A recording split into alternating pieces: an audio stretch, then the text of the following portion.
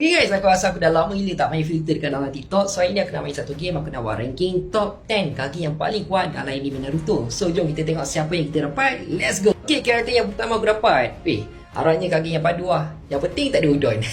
Uish, awal-awal dapat Hashirama Senju ni senang lah. Aku boleh cakap Hashirama Senju antara kaki yang paling kuat dalam sejarah dunia shinobi. So untuk Hashirama Senju aku letak dia nombor 1. Karakter yang kedua. Permulaan padu memang cun gila. Karakter yang kedua, dapat Namikaze Minato Minato, dia ni pun karakter yang sangat-sangat mantap dan disukai ramai orang. So Minato aku letak dia nombor 2. Okay, karakter yang ketiga pula. Siapa kita dapat ni? Dapat Hokage lagi ke? Dapat Kazekage yang ketiga. Dia ni padu tu.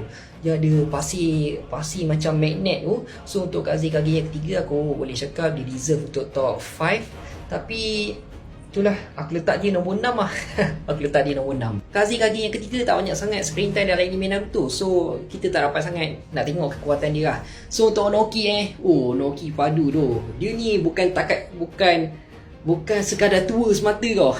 Dia dapat tahan Meteor Madara semua tu. So untuk Onoki aku letak dia nombor 5. Okay, karakter yang kelima pula. Karakter yang kelima kita dapat Rasa. Rasa aku boleh cakap dia mungkin bawah sikit daripada Kazekage yang ketiga. Tapi padu juga sebab dia ada pasir warna emas. So untuk Rasa aku letak dia nombor 7. Okay, karakter yang keenam. Come on, siapa kita dapat Dapat Mu. Mu padu tu. Dia punya jutsu dia tu. Lepas tu dia pun boleh halimunan tau. So untuk Mu aku letak dia nombor 4. Dia atas sikit daripada Onoki. Okay, 4 karakter yang terakhir. Come on. Dapat Darui.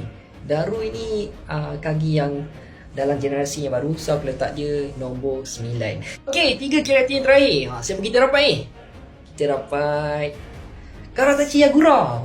Dia ni jutsu je bukan kaleng-kaleng lah. Lepas tu dia pun Jinchuriki Echo 3. So aku letak dia nombor 3. Okay, 2 karakter yang terakhir, 8 dengan 10.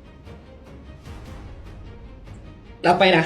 Tapi kalau ikutkan, Raikage yang keempat deserve atas tau. Tapi dia tak pakai baju. So dia nombor 8. Okay, Jojoro nombor 10. Guys, kalau korang ni fan-fan anime, kalau korang tengah cari baju-baju anime yang cantik, sebagai contoh macam anime Solo Leveling, Uchiha, Naruto, One Piece, Kaiju nombor 8 dan macam-macam lagi. Ataupun korang nak cari hoodie anime yang cantik, Attack on Titan pun ada. Korang boleh terus je order dekat tag Shopee yang aku ada letak dalam video ni. Okay, harga murah lepas tu padu.